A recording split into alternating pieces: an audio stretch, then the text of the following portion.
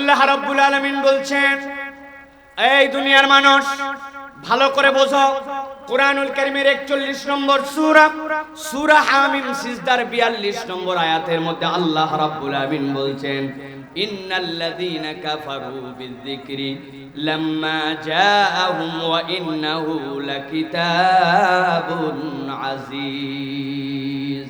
আল্লাহ রাব্বুল আলামিন বলছেন, আল্লাহ রাব্বুল আলামিনের পক্ষ থেকে যেই কিতাব এসেছিল, আল্লাহর পক্ষ থেকে যে বিধান এসেছিল, এই মানুষগুলা যারা আসার পরেও এই কোরআনের বিধানকে অস্বীকার করলো, আল্লাহ বলছেন এই কোরআন কখনো কারো মুখাপেক্ষী নয়। নিশ্চয় জেনে রাখো এই কিতাবটা হচ্ছে মহাপরাক্রমশালী আল্লাহর পক্ষ থেকে। অতএব দুনিয়ার মানুষ যদি কোরআনের কাছে যায়, ওই মানুষের লাভ হয়। আর দুনিয়ার সব মানুষ যদি কোরআন পড়া ছেড়ে দেয়, কোরআনের কাছে না যায়, রব্বুল আলামিন বলছেন আল্লাহর কালামের কোনো ক্ষতি হবে না। ঠিক কি না? কিন্তু এই কোরআনের কাছে কেন আসতে হবে?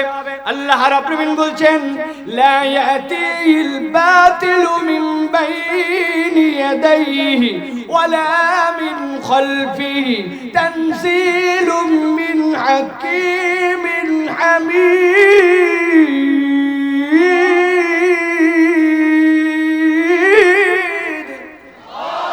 এই দুনিয়ার মানুষ, আল্লাহ রাব্বুল আলামিন চ্যালেঞ্জ দিলেন, লা ইয়াতিহিল বাতিল।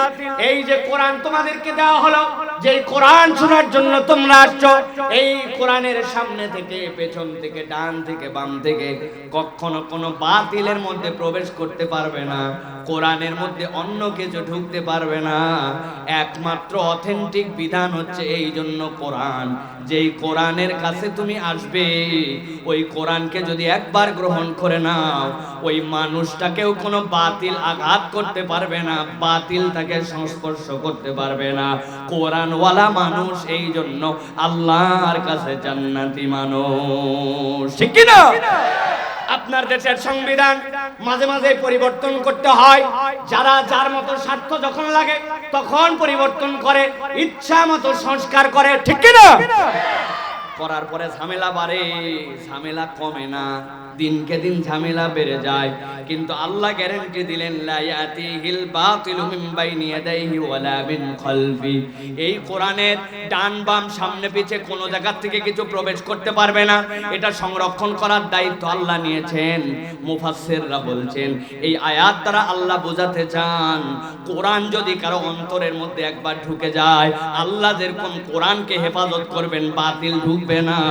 ওই মানুষের সাথে কোরআন সংশ্লিষ্ট হলে আল্লাহ ওই মানুষকেও সংরক্ষণ করবেন, ওই মানুষ কখনো বিপদগামী হয়ে যাবে না। সুবহানাল্লাহ। ভালো করে বোঝার চেষ্টা করেন। আল্লাহ রাব্বুল আলামিন এই জায়গাতে যে বলেছেন, ইন্নাল্লাযীনা কাফারু বিযিকরি, আহসানুল বায়ানের ভিতরে মুফাসসিররা ব্যাখ্যা করছেন, এই যে ইন্না, যে শব্দটা, ইন্নার খবর হিসাবে আল্লাহ বলছেন, দুনিয়ার মানুষ ভালো করে বুঝে নাও, ইজা ইউজাজাউনা বিকুফরিহিম হালিকুন। তুমি যদি কোরআন থেকে সরে একবার যদি তুমি কুফরির মধ্যে যাও, কোরআনের বিধানকে তুমি যদি পছন্দ না করো, আল্লাহ বলছেন এই অপছন্দ করার কারণে, এই কুফরি করার কারণে, কোরআন থেকে দূরে সরে যাওয়ার কারণে হালিকুন, ওই মানুষগুলার দুনিয়াও ধ্বংস হবে, আখিরাতও ওই মানুষগুলার বরবাদ হবে। এই জন্য কোরআনওয়ালা মানুষ দুনিয়াতেও সফল, কোরআনওয়ালা মানুষ আখিরাতেও সফল। ঠিক কি না? তাহলে কোরআন শুনতে আসলে লাভ আছে না নাই? এবার বুঝে বলেন, লাভ আছে না নাই? আল্লাহ রাব্বুল আলামিন এরপরে বলছেন, এই দুনিয়ার মানুষ ভালো করে বোঝো, এই কোরআনুল কারীম, যেই কোরআনকে তোমাদেরকে ধারণ করতে বললাম, কেন বললেন? আল্লাহ বলছেন, ওয়ালা ইয়াতুনা বিমাসালিন ইল্লা জিনাকা বিল হাক্কি ওয়া আহসানা তাফসীরা। সূরা ফুরকানের 33 নম্বর আয়াত আল্লাহ রাব্বুল আলামিন বলছেন, এই দুনিয়ার মানুষ, ওয়ালা ইয়াতুনাকা বিমাসালিন ইল্লা জিনাকা বিল হক। এই দুনিয়ার মানুষ, তোমাদের কাছে যে কোরআন দেওয়া হয়েছে, এইটার কোনো তুলনা নাই। কোরআনের তুলনা আছে? ভালো করে বুঝে বলেন, কোরআনের তুলনা আছে? এখন আপনি যদি বলেন আমাদের সংবিধানে তো চোরের জন্য দণ্ডবিধি আছে, আছে কিনা? আমাদের সংবিধানেও কোনো নারীর সাথে যদি বেইজ্জতি করা হয় তাহলে তার জন্য শাস্তির বিধান আছে কিনা? কিন্তু আপনি যদি কোশ্চিনকালেও একবার এটা বলে ফেলেন যে আমাদের প্রচলিত যে সংবিধান, প্রচলিত যে আইন, এই আইনও ভালোই, কোরআনের আইনও ভালো, কিন্তু যেটা আছে এটাও খারাপ না, মোটামুটি ভেবে চিন্তে সংস্কার করে করে একটা পর্যায়ে আনা হয়েছে, আপনার ঈমান তৎক্ষণাৎ চলে যাবে। আপনি বুঝেন নাই, ভালো করে খেয়াল করেন। আল্লাহ রাব্বুল আলামিন বলেন ওয়ালা ইয়াতুনাকা বিমাসালিন ইল্লা জিনাকা বিল হাক্কি ওয়া আহসানা তাফসীরা। এই দুনিয়ার মানুষ, আমি আল্লাহ রাব্বুল আলামিন তোমার জন্য এমন বিধান দিলাম যেইটার তুলনার কিছুই হতে পারে না, যেইটার সমকক্ষ আর কিছুই হতে পারে না। আর তোমার যত সমস্যা আছে কিয়ামত পর্যন্ত, আল্লাহ বলছেন সব সমস্যাগুলোর জন্য রব্বুল আলামিন কোরআনুল কারীমের মধ্যে উত্তম ব্যাখ্যা ঢুকায় রেখেছেন।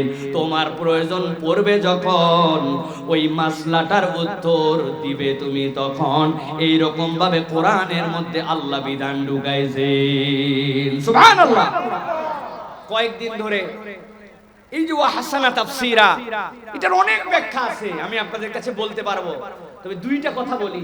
শায়েখ আহমদুল্লাহর একটা প্রশ্ন উত্তর দেখছিলাম, সেখানে শায়েখ উত্তর দিয়েছেন, একজন জিজ্ঞাসা করছে যে কেউ যদি তার শরীরের কোনো কাপড় নাপাক হয়ে যায়, তাহলে ওই কাপড় যদি সে ওয়াশিং মেশিনের মধ্যে দেয়, আর আরো কতগুলা কাপড় আছে যেই কাপড়গুলাতে সরাসরি নাপাক লাগে নাই, তাহলে একটা কাপড় নাপাক আর একটা কাপড় পাক, দুইটা মিলে ওয়াশিং মেশিনে, এখন এটার হুকুম কি হবে?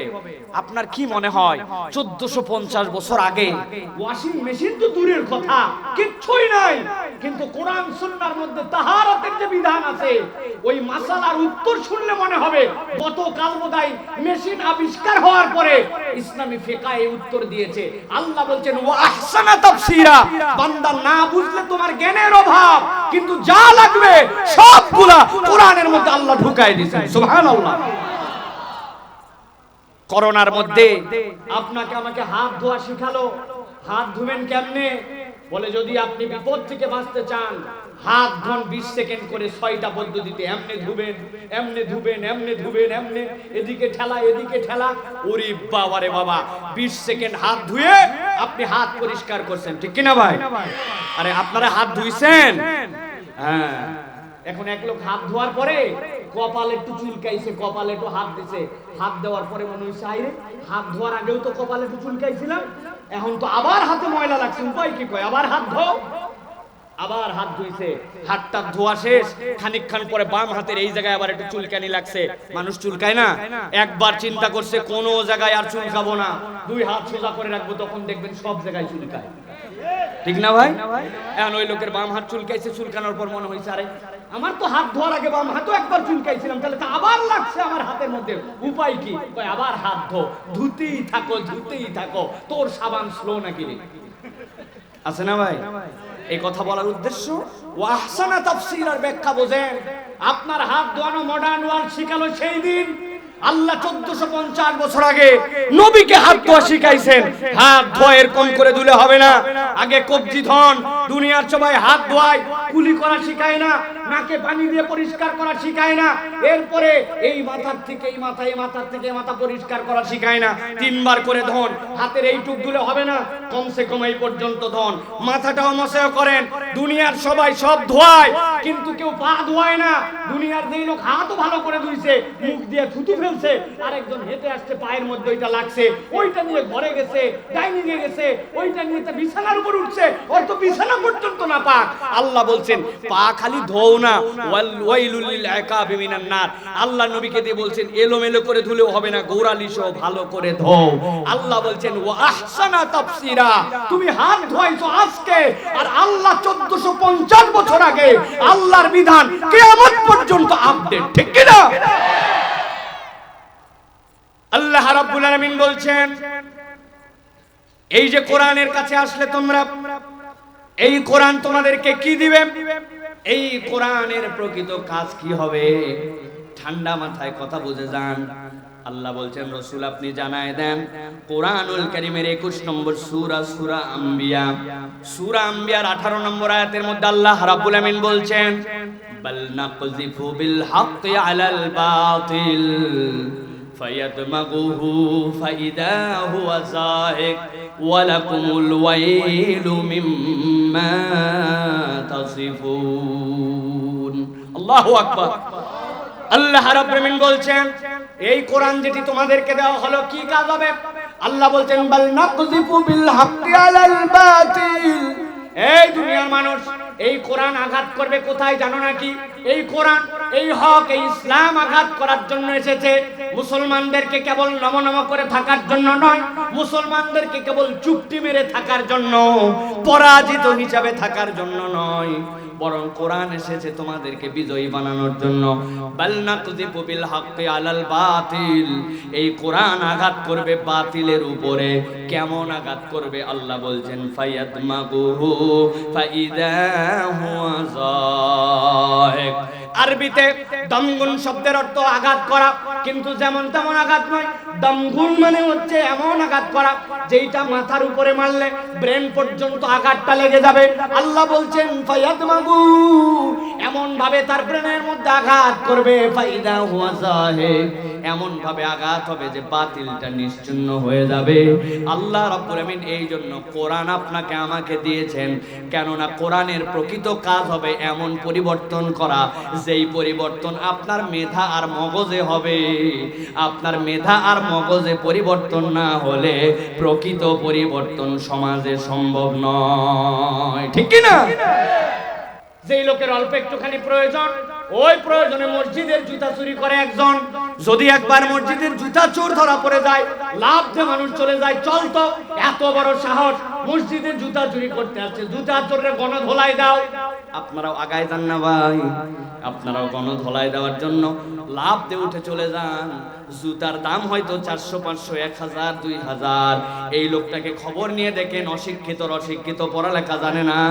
সর্বোচ্চ খোঁজ খবর নিয়ে দেখবেন, না হলে সে অ্যাডিক্টেড, কোনো না কোনো ভাবে নেশাগ্রস্ত মানুষ। এই মানুষটা 500 টাকা, 1000 টাকা চুরি করলে মার দিতে যান, কিন্তু আপনি খবর নিয়ে দেখেন নাই কক্সবাজার থেকে ওই যে ঢাকা পর্যন্ত যে রেল লাইন হলো, এর রেল লাইনে কোন জায়গায় যে কত টাকার দুর্নীতি হয়েছে। ওই দুর্নীতি যারা করছে তারা একজন জুতা চোর মার্কা লোক নয়, সবগুলা পড়ালেখা করা শিক্ষিত লোক। আপনার যে রাস্তা করার কথা ছিল 1 নম্বর পাথর দিয়া, ওই জায়গায় পাথরের বদলে লাগাইছে ওই জায়গায় খোয়া। যেই জায়গায় দেওয়ার কথা ছিল ভিটামিন, ওই জায়গায় দিয়েছে কেরোসিন। যেই জায়গায় দেওয়ার কথা ছিল মোটা মোটা রড, ওই জায়গায় দিয়েছে। এখনো কক্সবাজারের লোক আপনি ভুলে আছেন ভাই, বাঁশ দেওয়া বাদ দিছে, এখন কঞ্চি দেয়, ঠিক কি না?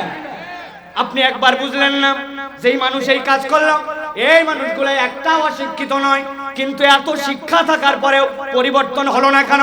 আমার রব বলছেন ফায়াদমাগু ফাইদা হুয়া যাহিক ওয়া লাকুমুল ওয়াইলু মিম্মা তাসিফুন। এই দুনিয়ার মানুষ, কোরআন পরিবর্তন করবে তোমার ব্রেনে, কোরআন পরিবর্তন করবে তোমার মস্তিষ্কে। আমি কত জায়গায় উদাহরণ দেই, ভালো করে খেয়াল করেন। আপনাদের এলাকায় দুইটা ছেলে গন্ডগোল লাগাইছে, মারামারি। দুইজনের মারামারির এক পর্যায়ে একজন আরেকজনের হাত ভেঙে দিছে। আমার কথা বুঝতেছেন আপনারা? হাত যেই না ভাঙছে, পরে কক্সবাজার হাসপাতালে নিয়ে ভর্তি করছে।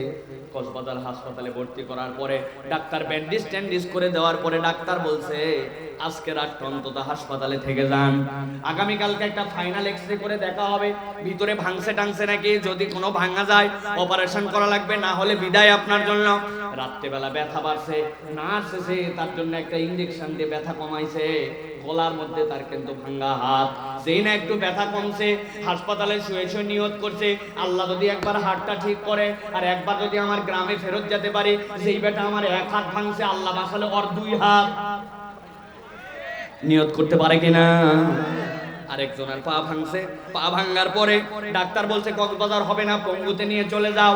ডাইরেক্ট পঙ্গু হাসপাতালে নিয়ে চলে গেছে।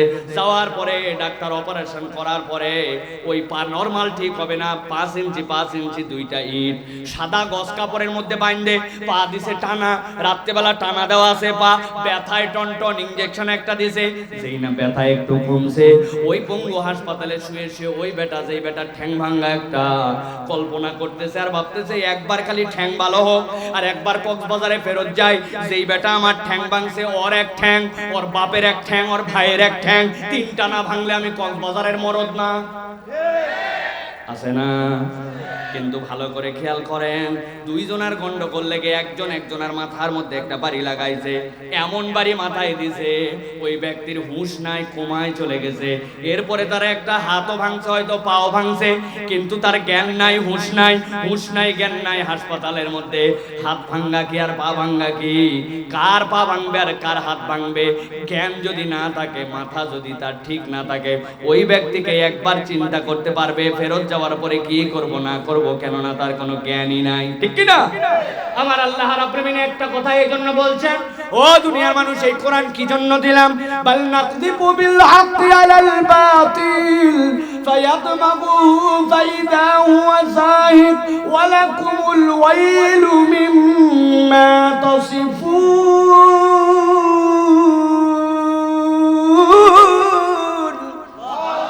এই দুনিয়ার মানুষ, কোরআন পরিবর্তন করবে। কি পরিবর্তন করবে? বাতিলকে দূর করায় দিবে।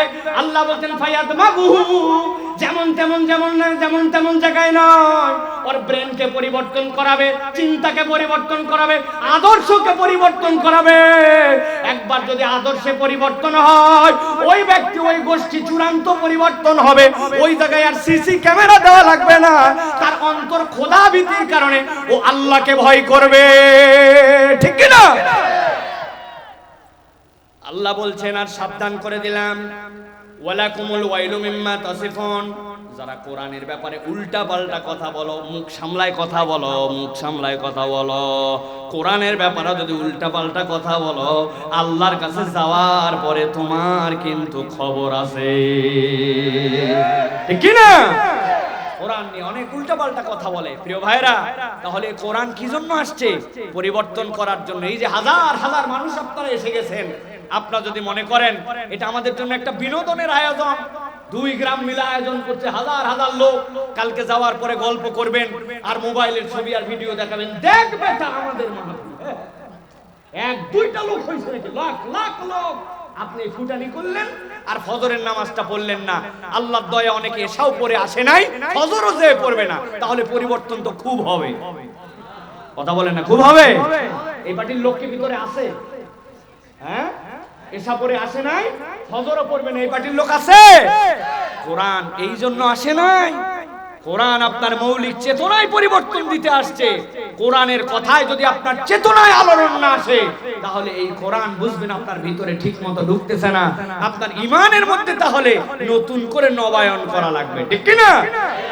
সব কথার সাথে ঠিক বললেও একটা কথায় আপনারা আমার সাথে একমত হবেন না। বলবো যদি সাহস দেন তাহলে বলি। নামাজের ইসলাম মানতে রাজি আছে, রোজার ইসলামের সমস্যা নাই, হজ করতেও রাজি আছে, বউরে ইচ্ছা করলে বুড়া বয়সে পর্দাও হয়তো করাবে।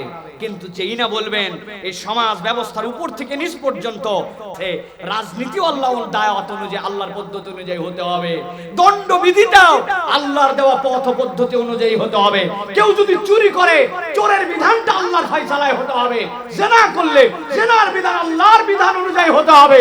তখন নামাজি মুসলমানও বলে এই ইসলাম আমাদের দরকার নাই। আছে কি না? সাবধান হয়ে যান, ঈমান মজবুত করেন। বহু জায়গায় বলছি আল্লাহর বিধান কবে কায়েম হবে না, এটা আমার হেডেক না। আমরা চাই, কিন্তু এটা কবে হবে না হবে সেটা জানি না। কিন্তু আপনি যদি আল্লাহর কোনো বিধানদার বললে তো মানুষ গিলবে না। হিজরা নামে বুঝায়, ট্রান্সজেন্ডার মানে ভালো করে বুঝে নেন। আপনি আপাতমস্তক একজন পুরুষ, আপনার চিন্তা চেতনা, আপনার সব কিছু অবয়ব সব পুরুষ, কিন্তু আপনি নিজে নিজে ঘোষণা দিয়েছেন আমি মহিলা। সমাজকে নাকি এটা মেনে নিতে হবে।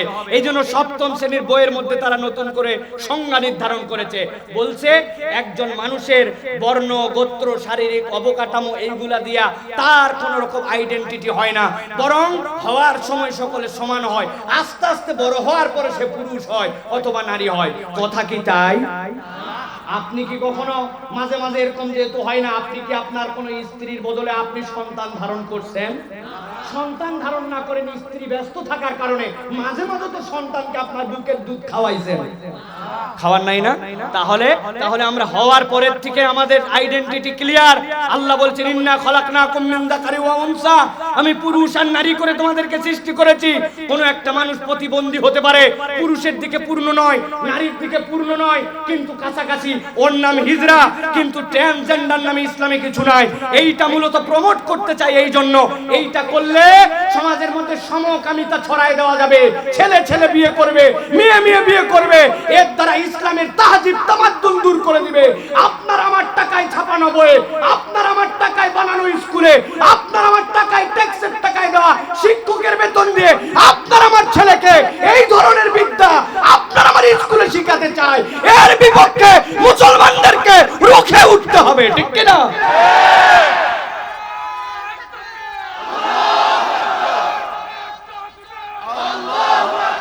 শুধু তাকবীর দিলে হবে না, থামেন, কথা বোঝেন।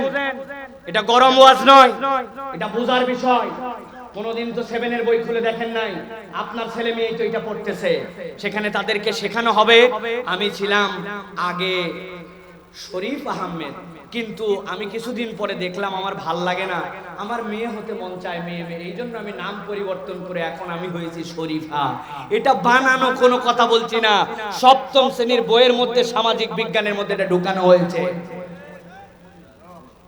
আপনার আমার ছেলেদেরকে এইভাবে, এই সত্যেও যে সত্য ইসলাম দিয়েছে সেখান থেকে দূরে সরানোর এজেন্ডা চলতেছে। এখন যদি সতর্ক না হন, এমন দিন আসবে কান্নাকাটি করবেন, কিন্তু আপনি এখান থেকে আর বেরোতে পারবেন না।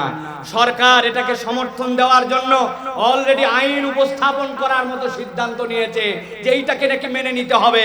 প্রিয় ভাইরা, আমেরিকার মতো জায়গাতে 90 বছর লাগছে এইগুলাকে গিলাতে, গিলায় আজকে তার সমাজে যে রন্ধ্রে রন্ধ্রে আজকে বিপদ, সেই বিপদ আপনার আমার উপরে চাপায় দিতে চায়, একদল এজেন্ডা নিয়ে দৌড়াদৌড়ি করে। আপনারা অবাক হবেন আরো শুনলে প্রিয় ভাইয়েরা, যে তারা এই কার্যক্রম যেগুলি ঘটাচ্ছে, এই কার্যক্রম করার সময় তারা কি বলে, যে যেই সকল হিজরা, এই হিজরাদের নাকি যে স্বাস্থ্য পরীক্ষা হয়, সাম্প্রতিক একটা নিয়োগের ক্ষেত্রে 12 জন হিজরাই নয় ধরা পড়ছে। তারা ধরা পড়ার কারণে তাদেরকে স্বাস্থ্য পরীক্ষায় বাতিল করে দেওয়া হয়েছে, যে তারা তো পুরুষ, ভুয়া হিজরা। এরকম করে তারা সমাজে এইগুলা ঢুকাতে চায়। প্রিয় ভাইয়েরা, আল্লাহ আমাদেরকে এই সকল ফিতনা থেকে হেফাজত করুন, আল্লাহুম্মা আমিন।